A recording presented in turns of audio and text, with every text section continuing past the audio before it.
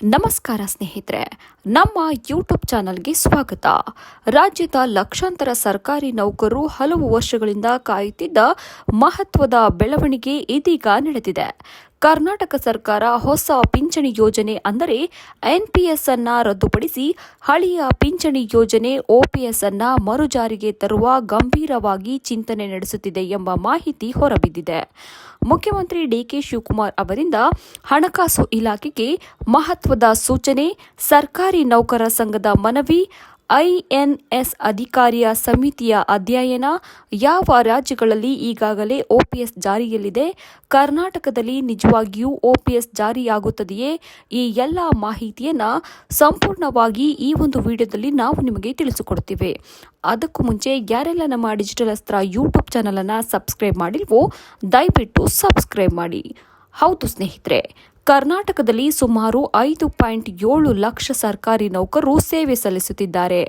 ಇವರಲ್ಲಿ ಸುಮಾರು 2.8 ಲಕ್ಷಕ್ಕೂ ಹೆಚ್ಚು ನೌಕರರು ಹೊಸ ಪಿಂಚಣಿ ಯೋಜನೆ ಅಡಿಯಲ್ಲಿ ಇದ್ದಾರೆ.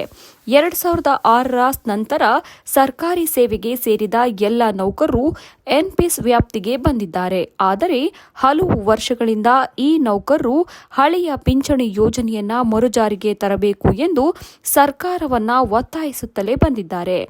ಈಗ ಈ ಬೇಡಿಕೆಗೆ ಹೊಸ ತಿರುವು ಸಿಕ್ಕಿದ್ದು ಸರ್ಕಾರದ ಮಟ್ಟದಲ್ಲಿಯೇ ಗಂಭೀರ ಚರ್ಚೆಗಳು ನಡೆಯುತ್ತಿವೆ ಎಂಬ ಮಾಹಿತಿ ಲಭ್ಯವಾಗಿದೆ. ಕರ್ನಾಟಕ ರಾಜ್ಯ ಸರ್ಕಾರಿ ನೌಕರರ ಸಂಘವು ಸರ್ಕಾರಕ್ಕೆ ಸಲ್ಲಿಸಿರುವ ಮನವಿಯನ್ನು ಮುಖ್ಯಮಂತ್ರಿ ಡಿಕೆ ಶಿವಕುಮಾರ್ ಅವರು ಪರಿಶೀಲಿಸುವಂತೆ ಹಣಕಾಸು ಇಲಾಖೆಯ ಹೆಚ್ಚುವರಿ ಮುಖ್ಯ ಕಾರ್ಯದರ್ಶಿಗೆ ಸೂಚನೆ ನೀಡಿದ್ದಾರೆ ಎಂದು ತಿಳಿದುಬಂದಿದೆ. ಇದು ಕೇವಲ ಮನವಿಯಷ್ಟೇ ಅಲ್ಲ, ಸರ್ಕಾರ ಈ ವಿಷಯವನ್ನು ಅಧಿಕೃತವಾಗಿ ಪರಿಶೀಲಿಸುತ್ತಿರುವುದು ಸೂಚಿಸಿರುವ ಮಹತ್ವದ ಬೆಳವಣಿಗೆಯಾಗಿದೆ. ನೌಕರರ ಪ್ರಮುಖ ಬೇಡಿಕೆ. ಹೌದು ಸ್ನೇಹಿತರೆ, ಸರ್ಕಾರಿ ನೌಕರರ ಸಂಘವು ಚುನಾವಣೆಯ ಸಂದರ್ಭದಲ್ಲಿ ಕಾಂಗ್ರೆಸ್ ನೀಡಿದ್ದ ಭರವಸೆಯನ್ನ ನೆನಪಿಸಿದೆ. ಅವರ ಪ್ರಮುಖ ಬೇಡಿಕೆಗಳು ಹೊಸ ಪಿಂಚಣಿ ಯೋಜನೆ ಎನ್ಪಿಎಸ್ ರದ್ದುಪಡಿಸಬೇಕು, ಹಳೆಯ ಪಿಂಚಣಿ ಯೋಜನೆ ಅಂದರೆ ಒಪಿಎಸ್ ಮರುಜಾರಿಯಾಗಬೇಕು, ಕೇಂದ್ರ ಸರ್ಕಾರಿ ನೌಕರರಿಗೆ ಇರುವಂತೆ ಸಮಾನ ವೇತನ ಹಾಗೂ ಭತ್ಯೆ ನೀಡಬೇಕು, 7ನೇ ವೇತನ ಆಯೋಗದ ಶಿಫಾರಸುಗಳನ್ನು ಸಂಪೂರ್ಣ ಜಾರಿಗೊಳಿಸಬೇಕು. ಈ ಬೇಡಿಕೆಗಳ ಬಗ್ಗೆ ಸರ್ಕಾರ ಶೀಘ್ರದಲ್ಲೇ ನಿರ್ಧಾರ ತೆಗೆದುಕೊಳ್ಳಬೇಕು ಎಂದು ನೌಕರರ ಸಂಘ ಒತ್ತಾಯಿಸಿದೆ. ಒಪಿಎಸ್ ಜಾರಿಯಾದರೆ ಸರ್ಕಾರಕ್ಕೆ ಏನು ಹೊರೆ? ಇದೀಗ ಒಂದು ಪ್ರಮುಖ ಪ್ರಶ್ನೆ. ಒಪಿಎಸ್ ಜಾರಿಯಾದರೆ ಸರ್ಕಾರಕ್ಕೆ ಎಷ್ಟು ವೆಚ್ಚವಾಗಬಹುದು? ಪ್ರಸ್ತುತ ಕರ್ನಾಟಕ ಸರ್ಕಾರ ಪ್ರತಿ ವರ್ಷ ಸರ್ಕಾರಿ ನೌಕರರ ವೇತನ ಮತ್ತು ಪಿಂಚಣಿಗಾಗಿ ಸುಮಾರು 1.2 ಲಕ್ಷ ಕೋಟಿ ರೂಪಾಯಿ ವೆಚ್ಚ ಮಾಡುತ್ತಿದೆ. ಒಪಿಎಸ್ ಜಾರಿಯಾದರೆ ತಕ್ಷಣ ಹೆಚ್ಚಿನ ಹೊರೆ ಕಾಣಿಸಿಕೊಳ್ಳದಿದ್ದರೂ ಮುಂದಿನ ವರ್ಷಗಳಲ್ಲಿ ಹೆಚ್ಚಿನ ಸಂಖ್ಯೆಯ ನೌಕರರು ನಿವೃತ್ತಿಯಾದಾಗ ಸರ್ಕಾರದ ಹಣಕಾಸಿನ ಹೊರೆ ಹೆಚ್ಚಾಗುವ ಸಾಧ್ಯತೆ ಇದೆ ಎಂದು ಅಧಿಕಾರಿಗಳು ಅಂದಾಜಿಸಿದ್ದಾರೆ. ಅದಕ್ಕಾಗಿಯೇ ಸರ್ಕಾರ ಈ ನಿರ್ಧಾರವನ್ನು ಅತ್ಯಂತ ಎಚ್ಚರಿಕೆಯಿಂದ ಪರಿಶೀಲಿಸುತ್ತಿದೆ. ಸಿಎಸ್ ಷಡಕ್ಷರಿ ಹೇಳಿದ್ದೇನು? ಕರ್ನಾಟಕ ರಾಜ್ಯ ಸರ್ಕಾರಿ ನೌಕರರ ಸಂಘದ ಅಧ್ಯಕ್ಷರಾದ ಸಿಎಸ್ ಷಡಕ್ಷರಿ ಅವರು ಮಹತ್ವದ ಹೇಳಿಕೆ ನೀಡಿದ್ದಾರೆ. ಅವರ ಪ್ರಕಾರ ಮುಖ್ಯಮಂತ್ರಿ ಡಿಕೆ ಶಿವಕುಮಾರ್ ಅವರು ಹಳೆಯ ಪಿಂಚಣಿ ಯೋಜನೆ ಜಾರಿಗೆ ತರುವ ಬಗ್ಗೆ ಭರವಸೆಯನ್ನ ನೀಡಿದ್ದಾರೆ. ಸರ್ಕಾರದ ಮಟ್ಟದಲ್ಲಿ ಚರ್ಚೆಗಳು ನಡೆಯುತ್ತಿದ್ದು ಶೀಘ್ರದಲ್ಲೇ ಸಕಾರಾತ್ಮಕ ನಿರ್ಧಾರ ಹೊರಬರಲಿದೆ ಎಂಬ ವಿಶ್ವಾಸವನ್ನ ಸಿಎಸ್ ಷಡಕ್ಷರಿ ಅವರು ವ್ಯಕ್ತಪಡಿಸಿದ್ದಾರೆ. ಈ ಹೇಳಿಕೆ ಸರ್ಕಾರಿ ನೌಕರರಲ್ಲಿ ಹೊಸ ನಿರೀಕ್ಷೆಯನ್ನ ಮೂಡಿಸಿದೆ. ಇತರೆ ರಾಜ್ಯಗಳ ಅಧ್ಯಯನ.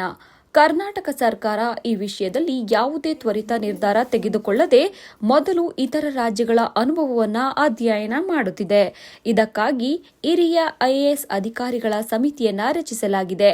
ಈ ಸಮಿತಿ ರಾಜಸ್ಥಾನ, ಹಿಮಾಚಲ ಪ್ರದೇಶ, ಆಂಧ್ರಪ್ರದೇಶ, ತೆಲಂಗಾಣ ರಾಜ್ಯಗಳಿಗೆ ಭೇಟಿ ನೀಡಿ ಒಪಿಎಸ್ ಹಾಗೂ ಪರ್ಯಾಯ ಪಿಂಚಣಿ ವ್ಯವಸ್ಥೆಗಳ ಕುರಿತು ಅಧ್ಯಯನ ನಡೆಸಿದೆ. ಸಮಿತಿಯ ಅಂತಿಮ ವರದಿ ಇನ್ನೂ ಸರ್ಕಾರಕ್ಕೆ ಸಲ್ಲಿಕೆಯಾಗಿಲ್ಲ. ಈ ವರದಿಯ ನಂತರವೇ ಮುಂದಿನ ನಿರ್ಧಾರ ಕೈಗೊಳ್ಳುವ ಸಾಧ್ಯತೆ ಇದೆ. ಪ್ರಸ್ತುತ ಕೆಲವು ರಾಜ್ಯಗಳು ಈಗಾಗಲೇ ಎನ್ಪಿಎಸ್ ರದ್ದುಪಡಿಸಿ ಒಪಿಎಸ್ ಜಾರಿಗೆ ತಂದಿವೆ. ಅವುಗಳೆಂದರೆ ರಾಜಸ್ಥಾನ, ಛತ್ತೀಸ್ಗಢ, ಹಿಮಾಚಲ ಪ್ರದೇಶ, ಪಂಜಾಬ್, ಜಾರ್ಖಂಡ. ಇನ್ನು ಆಂಧ್ರಪ್ರದೇಶ ಮತ್ತು ತೆಲಂಗಾಣ ರಾಜ್ಯಗಳು ಎನ್ಪಿಎಸ್ಗೆ ಪರ್ಯಾಯವಾದ ಕೊಡುಗೆ ಆಧಾರಿತ ಪಿಂಚಣಿ ವ್ಯವಸ್ಥೆಯನ್ನು ಜಾರಿಗೆ ತಂದಿವೆ. ಪಶ್ಚಿಮ ಬಂಗಾಳದಲ್ಲಿ ಆರಂಭದಿಂದಲೇ ಎನ್ಪಿಎಸ್ ಜಾರಿಯಾಗಲಿಲ್ಲ. ಈ ಮಾದರಿಯನ್ನು ಕರ್ನಾಟಕ ಸರ್ಕಾರ ಪರಿಶೀಲಿಸುತ್ತಿದೆ. ಚುನಾವಣಾ ಲೆಕ್ಕಾಚಾರ. ರಾಜಕೀಯ ವಿಶ್ಲೇಷಕರ ಪ್ರಕಾರ 2 ವರ್ಷಗಳಲ್ಲಿ ಕರ್ನಾಟಕ ವಿಧಾನಸಭಾ ಚುನಾವಣೆ ನಡೆಯಲಿದೆ. ಈ ಹಿನ್ನೆಲೆಯಲ್ಲಿ ಲಕ್ಷಾಂತರ ಸರ್ಕಾರಿ ನೌಕರರ ಬೇಡಿಕೆಯನ್ನು ಸರ್ಕಾರ ಗಂಭೀರವಾಗಿ ಪರಿಗಣಿಸುವ ಸಾಧ್ಯತೆ ಇದೆ. ಒಪಿಎಸ್ ಜಾರಿ ಕುರಿತು ಸರ್ಕಾರ ಯಾವುದೇ ನಿರ್ಧಾರ ತೆಗೆದುಕೊಂಡರೆ ಅದು ರಾಜ್ಯದ ಲಕ್ಷಾಂತರ ನೌಕರರು ಹಾಗೂ ಅವರ ಕುಟುಂಬಗಳ ಮೇಲೆ ದೊಡ್ಡ ಪರಿಣಾಮ ಬೀರುವ ಸಾಧ್ಯತೆ ಇದೆ. ಆದರೆ ಈವರೆಗೆ ಸರ್ಕಾರದಿಂದ ಅಧಿಕೃತ ಘೋಷಣೆ ಹೊರಬಂದಿಲ್ಲ ಎಂಬುದನ್ನು ಗಮನದಲ್ಲಿಡಬೇಕು. ಒಟ್ಟಾರೆಯಾಗಿ ನೋಡೋದಾದರೆ ಸ್ನೇಹಿತರೆ, ರಾಜ್ಯದಲ್ಲಿ ಎನ್ಪಿಎಸ್ ರದ್ದು ಮಾಡಿ ಒಪಿಎಸ್ ಜಾರಿಗೆ ತರುವ ಕುರಿತು ಸರ್ಕಾರದ ಮಟ್ಟದಲ್ಲಿ ಚರ್ಚೆಗಳು ನಡೆಯುತ್ತಿರುವುದು ನಿಜ.